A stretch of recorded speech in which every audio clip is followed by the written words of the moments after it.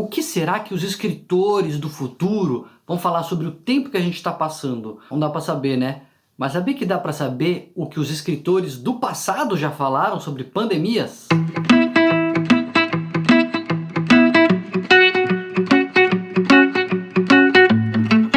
Hoje eu quero recomendar esse livro aqui para vocês, Personagens ou Pacientes, Pandemia.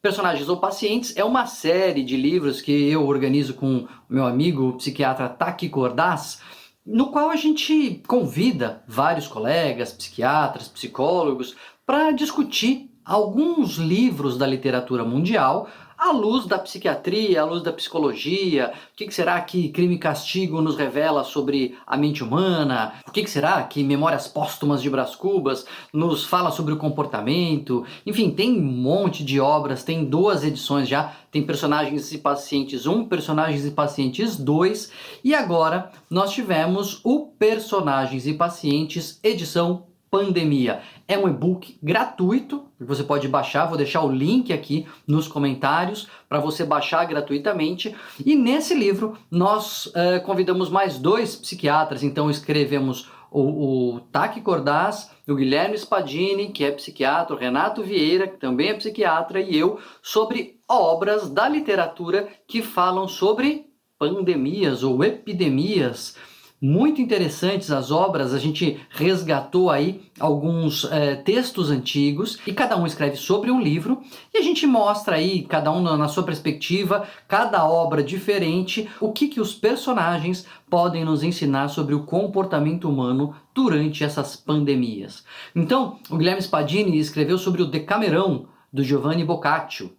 O Decamerão é um livro satírico, foi um livro muito importante na história porque ele foi um dos primeiros a introduzir assim um sarcasmo, sabe? Uma coisa meio disruptiva, um caos e colocar cenas de luxúria e etc. 10 jovens, então 7 mulheres e 3 homens, resolvem então fugir da peste negra que está ali assolando a Europa e vão ficar num refúgio de 10 dias. Em cada dia, cada um tem que contar uma história, 10 histórias durante 10 dias. Isso vai produzindo diversas narrativas que o Guilherme analisa muito bem no livro. São narrativas que oscilam entre o hedonismo, a busca pelo prazer, o puro divertimento, a sátira, numa tentativa de escapar ali do pensamento na pandemia. Não é só de escapar fisicamente da peste negra, mas também de se distrair um pouco, de pensar em outras coisas, algo que a gente tem recomendado desde o começo aqui, né? Que a gente precisa pensar em outras coisas, a gente precisa se distrair. 2 outros livros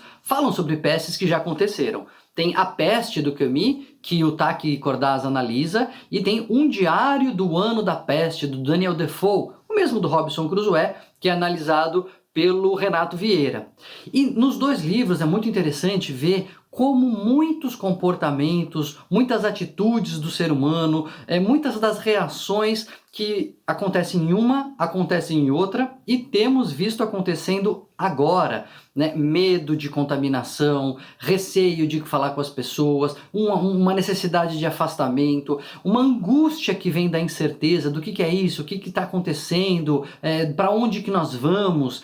Muitas das desigualdades sociais que ficaram tão claras na atual pandemia também ficam claras no passado, né? Como a doença, assim, de uma maneira epidêmica, torna ainda mais profunda a diferença de classes, e tanto o Taki Cordaz quanto o Renato Vieira analisam esses 2 livros mostrando esses comportamentos humanos. E é muito interessante ainda o 4º livro que eu analisei, chamado A Praga Escarlate, do Jack London. Jack London, um escritor bem conhecido, do Chamado das Selvas, o Caninos Brancos, e ele era um aventureiro, né? Ele inicialmente era aventureiro, foi marinheiro e etc. E se aventurou por vários estilos, e esse é um precursor aí de uma ficção científica. Então ele coloca o livro lá para o século XXI, no final do século XXI, 70 anos depois que uma praga assolou a humanidade. E aí é essa praga escarlate, porque as pessoas iam ficando vermelhas, assim, rubras, ficavam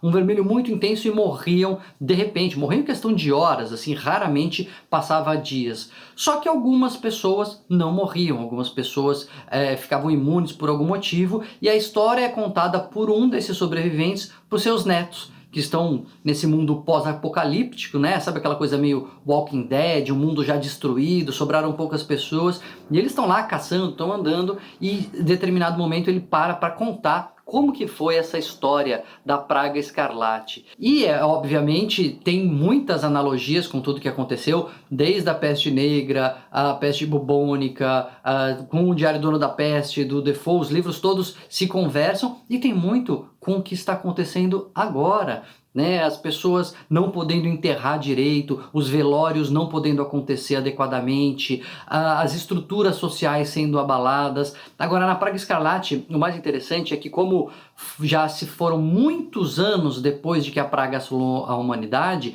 e sobraram muito poucas pessoas, algumas milhares no máximo, todo o conhecimento foi se perdendo. As pessoas não sabem mais ler, não têm mais conhecimento de tecnologia e etc. E aí o narrador ele diz o seguinte: bom, então sabe o que nós vamos fazer? Eu vou deixar aqui instruções para as pessoas aprenderem a ler, e o que eu souber de tecnologia eu vou deixar já escrito aqui. Um dia as pessoas vão encontrar isso e vão aprender a ler e vão recomeçar, né, a construir a civilização. E aí os netos deles começam a falar assim: ah, então tá bom, esse é um poder muito forte mesmo, quando eu tiver esse poder, sabe o que eu vou fazer? Eu vou ser o rei da humanidade. Outro, não, mas eu vou ser o rei mais poderoso ainda e tal. E aí o narrador fica meio decepcionado, assim, sabe? Pensando que parece que a gente não aprende muito as coisas, que a humanidade está condenada a reviver a própria história. Parece que não cai a ficha, né? Parece que as coisas não ficam tão claras e as pessoas cometem os mesmos erros, mesmo depois de ter atravessado tudo. Que é um pouco uma discussão que se faz da nossa atual pandemia, da Covid-19, né? O que será que vai ficar depois disso? O que será que a gente vai aprender? Será que a gente vai aprender alguma coisa? Ou será que o mundo volta a ser exatamente o que era? Eu tenho feito algumas reflexões aqui com vocês sobre isso. Eu trouxe em algum artigo uma reflexão sobre a própria AIDS, que matou muito mais gente, que não é uma pandemia resolvida, que nós ainda estamos vivendo numa pandemia de AIDS, e o comportamento já voltou quase que a ser o que era para muitas pessoas, os jovens já abandonando o uso de preservativo como se fazia antes da AIDS, como se aparentemente ela tivesse sido resolvida, e não está. Né? Então parece que a gente tem uma dificuldade de aprender com as coisas, né? Com a história. Mas, para quem estiver disposto a aprender, agora tem mais uma fonte. O Personagens e Pacientes Pandemia traz aí relatos antigos de outras pandemias, lógico, relatos ficcionais,